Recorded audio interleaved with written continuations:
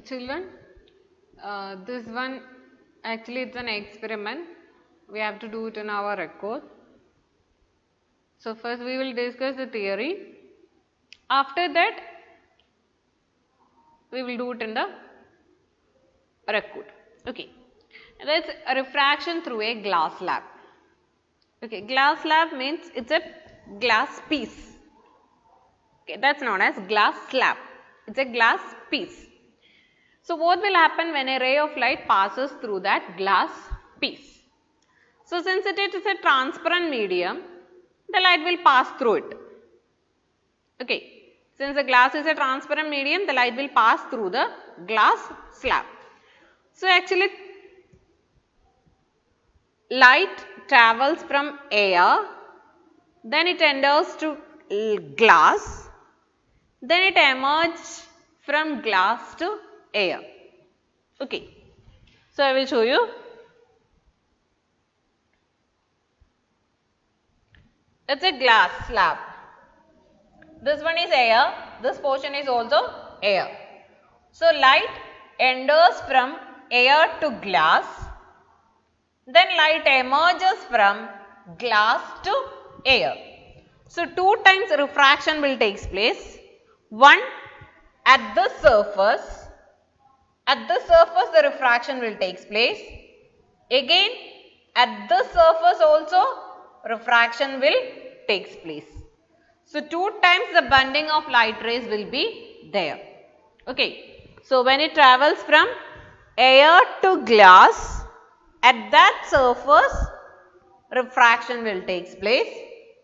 Then when it emerges from glass to air, so at this surface also a refraction will takes place. Now you can see this is the incident ray. This is the incident ray. If suppose if this glass slab is not there, the path of that incident ray is represented by this dotted line, because the light travels in a straight line. If this glass slab is not there, then light will go in a straight line. So till here that's the incident ray. After this, how this ray travel, that is denoted by this dotted line. Okay. That's the original path of the light ray. If the glass slab is not here. Now, if a glass slab is placed at this point, then the light will pass from air to glass. The light will travel from air to glass, that is from a rarer medium to a denser medium. Air is a rarer medium, glass is the denser medium. So, the speed of light in air is more. The speed of light in glass is less compared to that of air. So, air is a rarer medium, glass is the denser medium. So, normally it will bend towards the normal. The refracted ray will bend towards the normal. Now, what will happen when light emerges from this glass slab to air? Now, glass, denser medium. The speed of light is less. When it travels to air, air is a rarer medium and the speed will increase. So, normally it will emerge out and the emergent ray will bend away from the normal. Emergent ray will bend away from the normal. So, this one is a incident ray. This one is a incident ray. This one is a refracted ray. This one is a emergent ray. Emergent ray. Okay. So, inside the glass slab, refracted ray is there. In air, incident ray, and down portion in air, it's emergent ray. Now, the angle between the incident ray and the normal, that is the angle of incidence.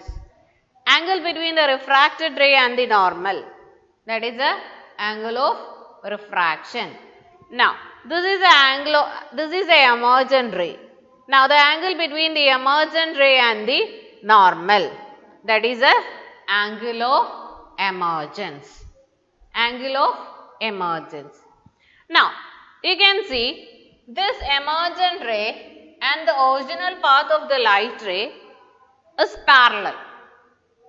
That is parallel. Okay. So, actually the original path is slightly shifted. Okay.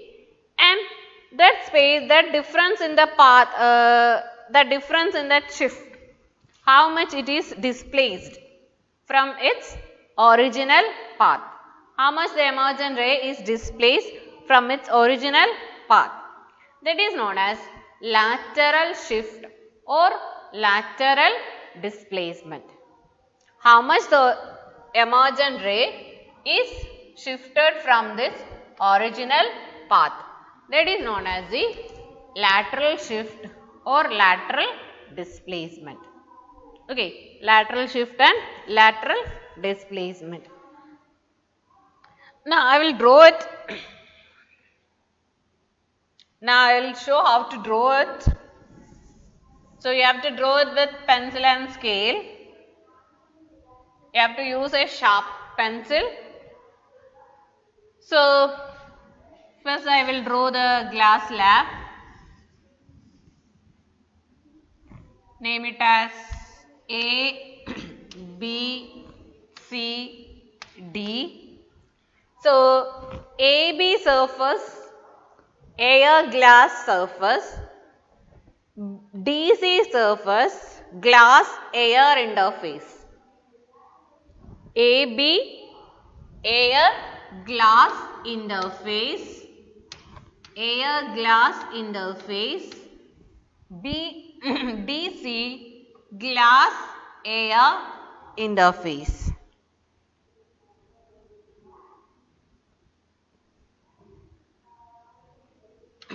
Glass air interface. Now, this one is a incident ray. Now, this one is a incident ray. Now, you need to draw a normal at the point of incidence. Then, if the light ray is, if the glass slab is not there, then the light ray will go in a straight line. That you have to mark. Now, what will happen when a ray of light enters from rarer medium to denser medium? Air is rarer medium, glass denser medium, again air rarer medium. So, when a ray of light enters from rarer medium to denser medium, it bends towards the normal. It bends towards the normal. So, this is the refracted ray. This one is the angle of incidence. This one is the angle of refraction. Now, from glass to air, the ray will emerge out from the glass slab to air, that is from denser medium to rarer medium. It bends away from the normal. It bends away from the normal. So, again you have to draw a normal here. It bends away from the normal.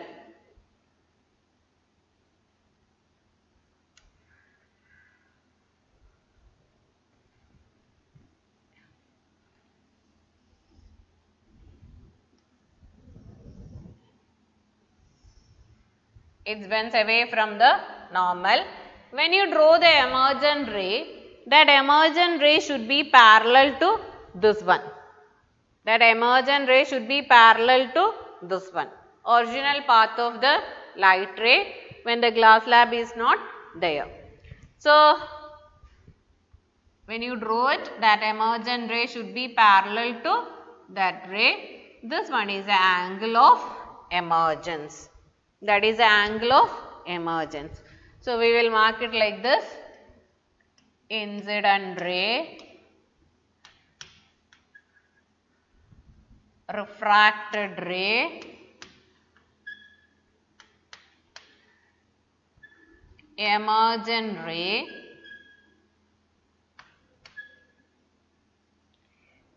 emergent ray.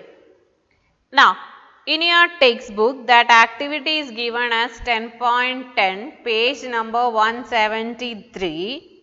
Just first paragraph of that activity is given. In the second paragraph I will read. In figure 10.10, EO is an incident ray, OO dash is a refracted ray, O dash H is a emergent ray. The emergent ray is parallel in the direction of incident ray, that is the original path of the light ray. Why does it happen so? The extent of bending of the light ray at the opposite parallel faces AB and CD of a rectangular glass slab is equal and opposite. That's why the ray emerged parallel to the incident ray. However, the light ray is shifted sideward slightly. Okay. The light ray is shifted sidewise slightly, and that is known as the lateral shift, this distance. That is known as the lateral shift or lateral displacement. Now, the incident ray and the emergent ray is parallel. The reason is that the extent of bending on the light rays on both sides, that is AB and CD, are equivalent in opposite. The extent of bending at the surface and at the surface are equal and opposite. That's why the emergent ray appears to be parallel to the incident ray. Okay, but it is slightly displaced. That is known as a lateral shift or lateral displacement. Now, important thing is that here angle of incidence is equal to angle of emergence. Angle of incidence is equal to angle of emergence. That is angle I equal to angle E. Angle of incidence equal to angle of emergence. Suppose the angle of incidence is 30 degree. Angle of emergence is also 30 degree. Angle of emergence is also 30 degree. Now, what will happen if a ray of light incident normally? What will happen? A ray of light is incident normal to the surface of the two media, like this.